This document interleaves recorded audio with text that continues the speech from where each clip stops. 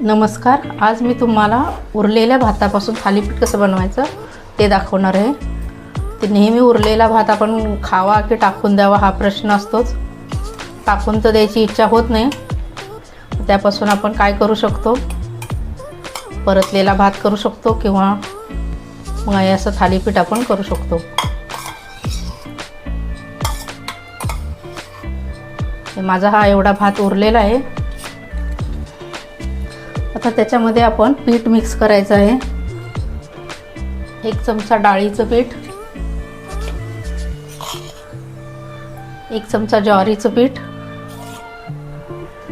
1 चमचा गव्हाचं पीठ। मसाला ॲड करूया। हळद,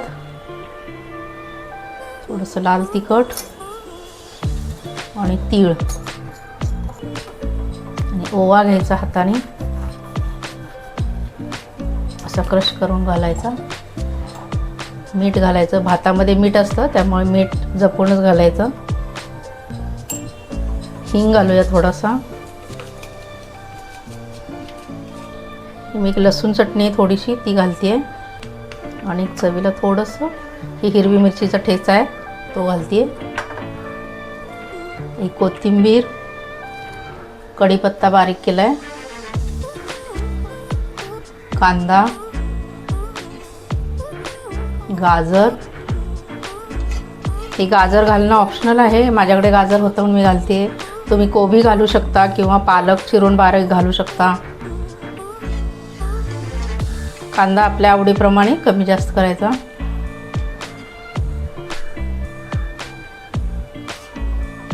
आता हे सगळं आपण हाताने मळून घेणार आहोत। चपातीला जसं पीठ मळतो थालीपीठला तसं हे हाताने मळून घ्यायचं।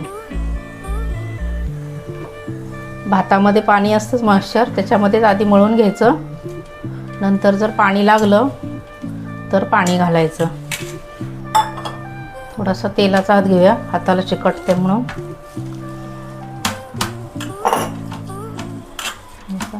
घट्टसर एक गोळा बनवून घ्यायचा। आता हे पीठ मी मळून घेतलेलं आहे।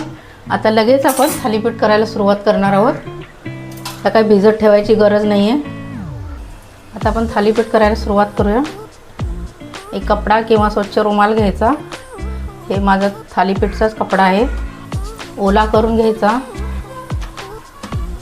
असा पोळपाटावर लावून घ्यायचा ओला कपडा। पाण्याचा हात घ्यायचा आणि छोटा गोळा घ्यायचा।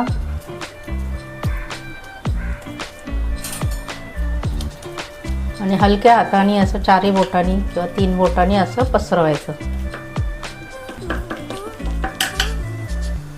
हे थालीपीठ खूप खरपूस आणि असे कडक कुरकुरीत चांगले होतात। तांदळाचे असल्यामुळे, तांदळ भात आहे त्याच्यामुळे।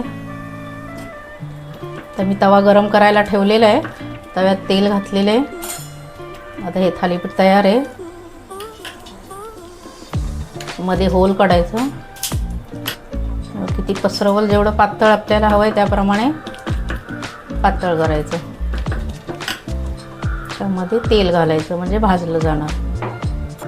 तर मी तव्यात तेल घातलेले आहे।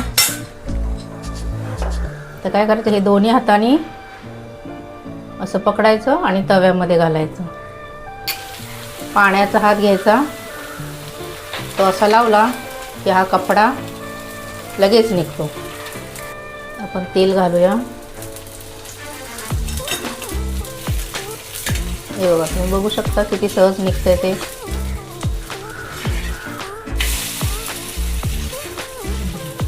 आता उद्यापासून तुम्ही भात टाकून देणार नाही ना, तर तुम्ही दुसरं काय रेसिपी करता भाताची ती मला कमेंट बॉक्समध्ये सांगा। लाईक करा, शेअर करा, सबस्क्राईब करा। धन्यवाद। मी आता असेच सगळे थालीपीठ करून घेते। खरपूस भाजलेले बघा। काय करायचं, ही अशी जाळी घ्यायची आणि जाळीवर ठेवायचं, म्हणजे मग वाफ निघून जाते आणि नरम पडत नाही। आता हे दुसरं पण मी थालीपीठ तयार केलेलं आहे, आता ते पण भाजून घेते।